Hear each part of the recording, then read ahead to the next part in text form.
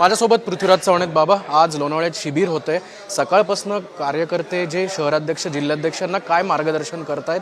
नाना पटोले आहेत, सगळे वरिष्ठ नेते काँग्रेसचे येत आहेत. आमचं हे 2 दिवसाचं राज्य पातळीवरचं शिबिर आहे.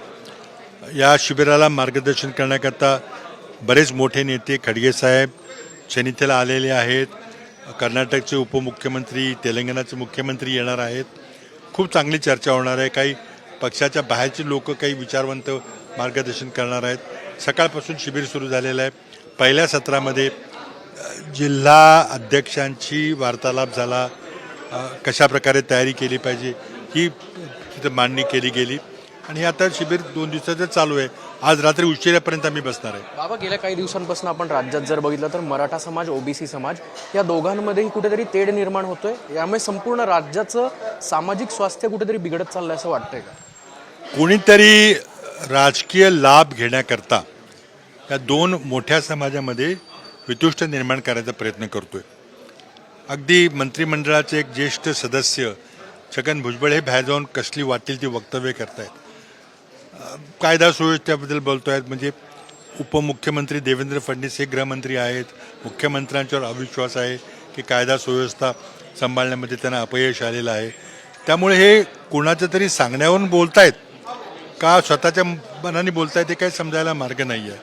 परंतु आज निश्चितपणे भारतीय जनता पक्षाची राजकीय रणनीती ठरलेली आहे की मराठा समाज, ओबीसी समाज आणि इतर समाजामध्ये वितुष्ट घडवून आणायचं, समाजामध्ये तेढ निर्माण करायचा, संघर्ष निर्माण करायचा आणि त्यामुळं पक्षांतरामुळं जी काही पक्षांना सहानुभूती निर्माण झाली होती ती कमी करायचा प्रयत्न करायचा. हे आगीशी खेळण्यासारखं आहे, अत्यंत दुर्दैवी आहे आणि मला वाटतं मुख्यमंत्र्यांनी आपल्या मंत्रिमंडळातल्या सहकार्याला एकतर हाकललं पाहिजे किंवा त्यांना मंत्रिमंडळात जे काय मांडायचं ते मांडा, बाहेर जाहीरपणे मांडायचं नाही अशी सक्त ताकीद दिली पाहिजे. बाबा, नवी मुंबईत गुलाल उधळला गेला होता, आश्वासनं दिली होती, तरी सुद्धा जरांगेंना पुन्हा एकदा त्यांची प्रकृती स्वतः पणाला लावून त्यांच्या नाकातनं रक्त येतंय, त्यांना श्वास घ्यायला त्रास येतोय. या सगळ्या गोष्टी मग परत का उद्भवत आहेत? याचा अर्थ असा की वाशीला जे समझोता झाला आणि त्यानंतर गुलाल उधळला गेला, ढोल ताशामध्ये त्या निर्णयाचं स्वागत केलं गेलं, कुठंतरी त्या निर्णयाची पूर्तता झाली नाही.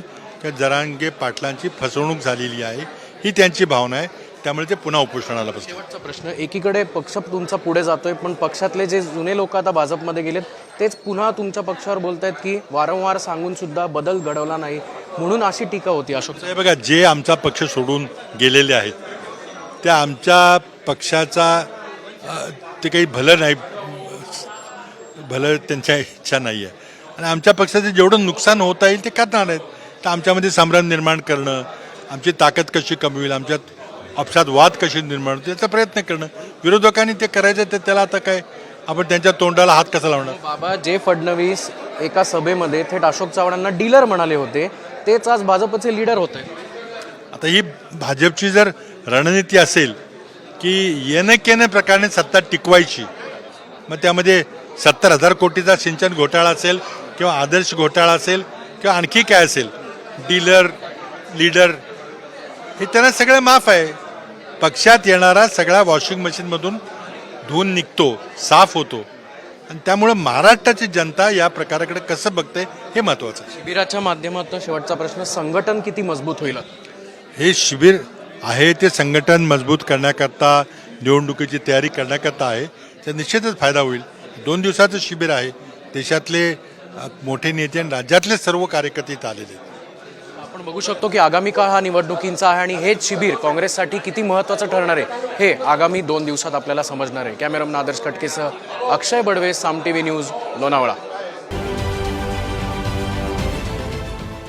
देश विदेशातील प्रत्येक घडामोडींचे लाईव्ह अपडेट मिळवण्यासाठी आता साम टीव्हीच्या सर्व सोशल मीडिया प्लॅटफॉर्मला लाईक, फॉलो आणि सबस्क्राईब करा.